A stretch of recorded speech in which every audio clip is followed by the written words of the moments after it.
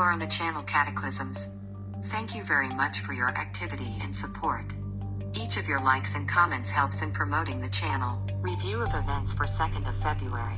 There was severe flooding in the northeast of Greece. A person was killed. In the area of Evros in the northeastern part of Greece, torrential rains flooded residential areas. Operations were carried out to rescue people who were caught by surprise by floods. A violent floodwater and overturned a fire truck. A 46-year-old firefighter was killed in the incident. Apalos. Children and staff of educational institutions were blocked by flooding in the building. Authorities in the city of Alexandroupolis reported that about 100 students and teachers were evacuated by rescuers and military. Local fire service appealed for help in neighboring areas as many homes were flooded.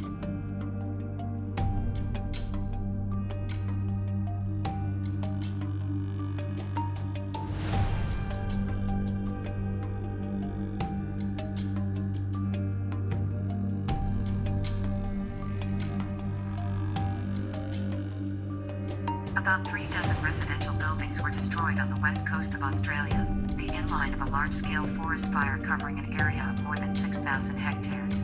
Approached residential areas and destroyed about 30 residences. In the town of Swan, 40 kilometers northeast of Perth, some 400 people were forced to flee their homes and are in evacuation centres in Western Australia, administrative the centre of which is Perth. As noted by the Commissioner of the Regional Fire Service, over the past night the fire area increased significantly and its perimeter reached 60 kilometers. More than 300 firefighters have been mobilized to extinguish the fire, who are also helped by volunteers and rangers from the Department of Wildlife and Biodiversity Conservation. The fire is not yet able to be localized and the fight against the fire is significantly hampered by the strong wind and dry hot weather established on the west coast of the continent. There was no information about the victims among the population.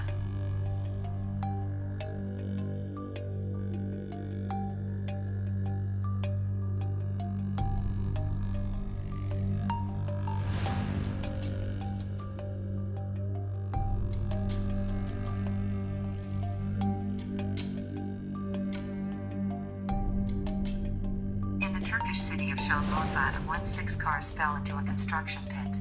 Cars were parked almost close to the precipice and at night there collapsed the wall, which picked up from inside the edge of the pit. This moment was recorded by an outdoor surveillance camera. Fortunately, no one was injured, because the salons of passenger cars were no one. Cars were pulled out by a crane during the afternoon.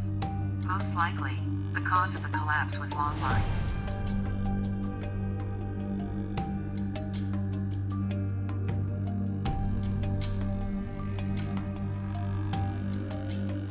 A powerful thunderstorm with winds, showers and lightning passed into the capital of Paraguay, Asunción. A landslide descended in one of the residential areas. 3 people died.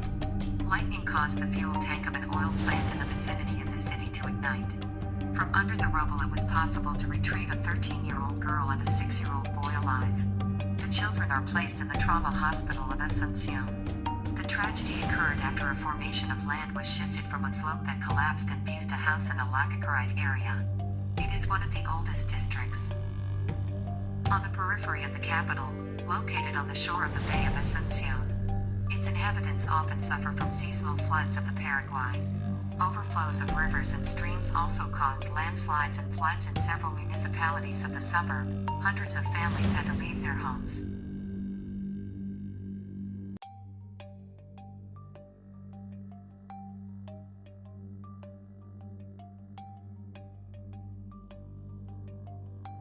Over the waters of the Coral Sea on Monday, February 1st, tropical cyclone Lucas formed, which became a 5-storm named in the South Pacific for the cyclone season 2020-2021. The islands of Vanuatu and New Caledonia issued a warning for downpours, winds and flooding.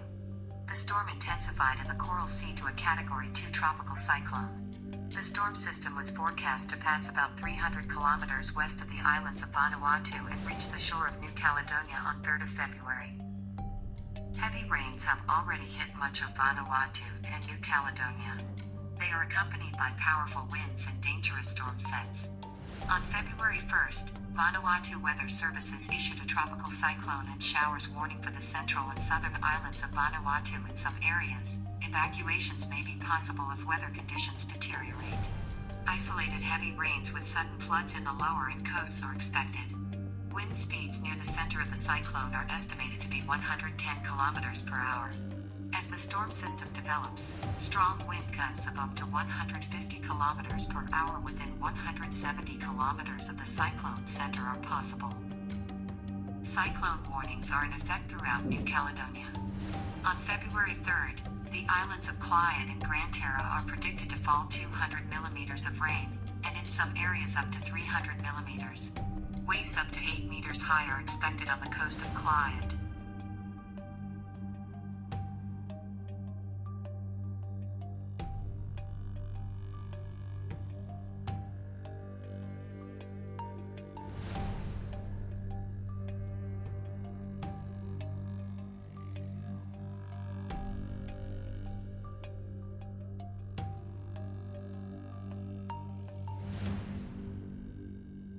One of the most active volcanoes in Europe, Etna, started erupting, and the published footage shows how a volcano on Sicily is releasing lava and ash from a vent by force.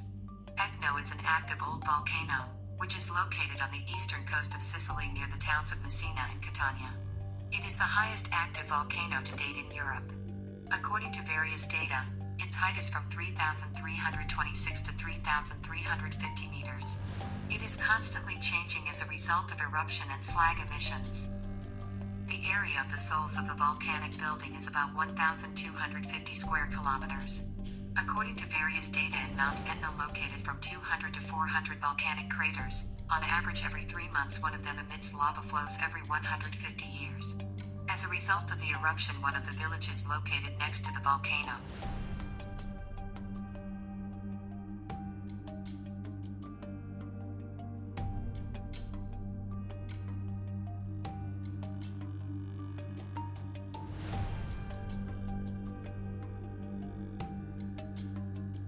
according to research by scientists, the planet is hotter now than it has been for at least a 12,000-year period covering all the developments of human civilization.